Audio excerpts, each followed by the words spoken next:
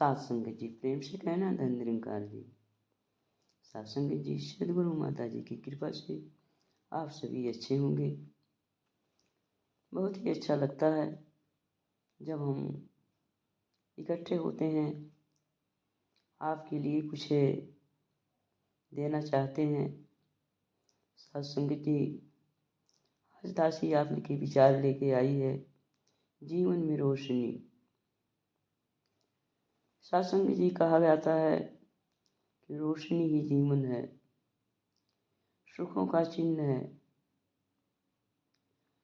हमारी आंखों का महत्व रोशनी से है। अगर थोड़े ही समय के लिए रोशनी समाप्त हो जाए तो सारी की सारी कहानी समाप्त हो जाती, बिगड़ जाती है। सत्संग जी सतगुरु बाबा हरदेव सिंह जी अपने विचारों में कहा करते थे कि एक कमरे में सब प्रकार का बढ़िया फर्नीचर, सोफा सेट आज मौजूद हो, अगर वहाँ पर रोशनी मौजूद ना हो तो वह सब सामान हमारी कठिनाई का कारण बनता है। मगर वहाँ पर रोशनी हो तो वही सब सामान जो हमें दुख देने वाले थे, हमारे आराम का कारण बन जाता है। इस प्रकार संसार की तमाम आराम की वस्तुएं हमारे लिए दुख का कारण बन जाती हैं अगर हमारे प्रभु का ज्ञान न हो, ये ब्रह्म ज्ञान रूपी रोशनी न हो। सत्संग जी मनुष्य जीवन में ब्रह्म ज्ञान की रोशनी की बहुत आवश्यकता होती है। ब्रह्म ज्ञान के बिना हम संसार में ऐसे घूमते हैं जैसे अंधेरे में घूमते हैं। सारी चीज़ें हमें भ्रम वाली दिखाई पड़ती हैं, जैसे अंधेरे में पड़ी हुई रस्सी जो होती है, हमें सांप नज़र आती है, लेकिन जैसे ही उस पर हम टॉर्च की रोशनी डालते हैं तो रस्सी दिखाई पड़ती है और हमारा भ्रम दूर हो जाता है। सत्संग जी इसी तरह से जब तक हम ब्रह्म ज्ञान से दूर हैं तो तमाम प्रकार की अज्ञानता हमारे अंदर है और हम भ्रम में जीवन जीते हैं, तमाम कठिनाइयों का सामना करते हैं। सत्संग जी सतगुरु ब्रह्म ज्ञान का प्रतीक है, चिन्ह है। इसे सदगुरु मिल जाता है, उसे ब्रह्म ज्ञान मिल जाता है, उनके जीवन में सच्ची रोशनी प्रकट होती है, जिससे मनुष्य का जीवन स्वर्गमय बन जाता है। इस बात को सरल ढंग से अगर समझने के लिए एक महात्मा एक सभा में श्रोताओं को इस प्रकार समझाने का प्रयत्न कर रहे थे। सत्संग जी किसी काल में एक राजा थे, वह बड़े धर्मात्मा थे, उनके 3 बेटे थे। अब वह धर्म संकट में था कि वह राज्य की बागडोर किस बेटे को सौंपे। उसने अपने बेटों की परीक्षा लेने के लिए एक ढंग निकाला। उसने तीनों बेटों को 3 बड़े महल बनवा दिए और उनमें रहने लगे। उसने तीर्थ यात्रा पर जाने की तैयारी कर ली और जाने से पहले बेटों को 200 रुपये दिए और उन्हें कहा, इस पैसे से आप अपने महलों को किसी वस्तु से भर दो। अब राजा का एक लड़का जो जुगाड़ी था, उसने सोचा महल को कैसे भर सकता हूँ, तो उसने यह निश्चय किया कि जुआ खेलता हूँ, मैं जीत गया तो महल भर दूंगा, नहीं तो 200 रुपये में महल को कैसे भर सकता हूँ। उसने जुआ खेला, हार गया, जैसा कि प्रायः जुआ खेलने में होता है, और चुप करके बैठ गया। अब दूसरा लड़का जो कुछ नहीं करता था, जिसे केवल अपने बाप की बात पूरी करनी थी, चाहे उसका परिणाम कुछ भी निकले, उसने सोचा कि किसी अच्छी वस्तु से तो महल को भरा नहीं जा सकता है, 200 रुपये में तो मलबा खरीदा जा सकता है।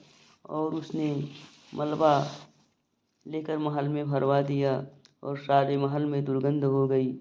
राजा का तीसरा लड़का जो कि सत्संग में जाता था, उसने सोचा कि 200 रुपये से कुछ अधिक वस्तु तो खरीदी नहीं जा सकती, हाँ रोशनी और सुगंध से महल भरा जा सकता है।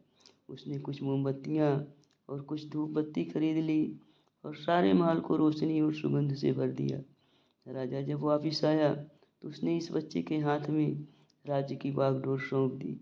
इस प्रकार बहुत लोग तो जीवन को जुआ समझकर बाजी हार जाते हैं और कुछ लोग सारी आयु मलबा भरने में लगे रहते हैं। बहुत कम लोग ऐसे हैं जो सद्गुरु के चरणों में पहुंचकर ब्रह्म ज्ञान प्राप्त करके सत्य के ज्ञान से अपने घर में रोशनी करते हैं और गुरुमुख से अपने जीवन को आदर्श जीवन बनाकर अपने घर को सुगंधित करते हैं। साथ संगत जी, आज सद्गुरु की कृपा से हम ब्रह्म ज्ञानी हैं और समय रहते हुए हमारे ऊपर दातार ने कृपा कर दी है, तो हम भी जो है सद्गुरु के बताए हुए रास्ते पर चलें और अपने घरों को हम मलबे से नहीं, हम रोशनी से भरें, ज्ञान रूपी रोशनी में जिएं और इस ज्ञान रूपी रोशनी में जीकर दूसरों को भी हम रोशनी दें। साथ संगत जी, सचमुच है वे लोग बहुत खुशनसीब हैं जिन्हें रोशनी से प्यार हो जाता है और रोशनी का महत्व पता लग जाता है। नहीं तो लोगों को तो यह आभास भी नहीं होता है कि ब्रह्म ज्ञान की कोई भी रोशनी होती है।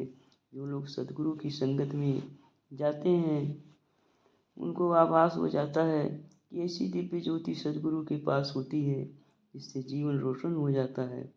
हमारे महापुरुष एक उदाहरण दिया करते हैं कि एक दिन मैना और तोता रोशनी की बात कर रहे थे, तो एक उल्लू ने जब यह सुना तो कहने लगा कि कहीं रोशनी भी होती है, कहीं तुम अंधेरे को ही तो रोशनी नहीं कहते हो। वह हट गया कि रोशनी कभी होती ही नहीं है और उसने चमगादड़ की गवाही दिलवा दी। इस प्रकार कई महान भावों का यह विश्वास है कि ब्रह्म ज्ञान, ईश्वरीय ज्ञान और यह सत्य ज्योति ज्ञान, ब्रह्म ज्ञान रोशनी है ही नहीं, यह केवल भ्रम है। संत वाणी में स्पष्ट रूप से लिखा है, जिस मनुष्य का मन प्रभु चिंतन में लगा है और जिसमें सदा प्रभु का ही विश्वास भरा है, वही सच्चा ज्ञानी है। ब्रह्म ज्ञान रूपी प्रकाश के अतिरिक्त तो इस संसार रूपी भवसागर को पार करने का कोई और उपाय है ही नहीं। श्री शंकराचार्य जी रचित विवेक चूड़ामणि में इस प्रकार लिखा है कि विलक्षणमिथा ध्वान्तम लीते भानु तेजसी तथैव सकलम दृश्यम ब्रह्माणि प्रविलीयते। साथ संगत जी, इस तरह से सूर्य का प्रकाश होने पर उससे विपरीत स्वभाव वाला अंधकार उसी में लीन हो जाता है, वैसे ही उपाधि को लय होने पर ब्रह्मवेत्ता स्वयं ही ब्रह्म हो जाता है, अर्थात उसकी अपनी सत्ता समाप्त हो जाती है। वो ब्रह्म को जान करके ब्रह्म हो जाता है और कहने लगता है, अहम ब्रह्मस्मि, मैं ही ब्रह्म हूँ। क्योंकि अब तक मैं अंधेरे में था, मुझे पता ही नहीं था, मैंने अपनी एक अलग सी सत्ता बना रखी थी।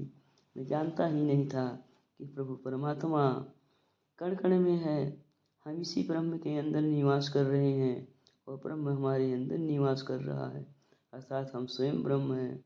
जब तक मनुष्य जन्म मरण के चक्कर में भटकता रहता है, उसको अपना पता ही नहीं चलता और उसका लक्ष्य क्या है और मनुष्य जीवन मिलने का महत्व क्या है, साथ संगत जी उसे पता ही नहीं होता है।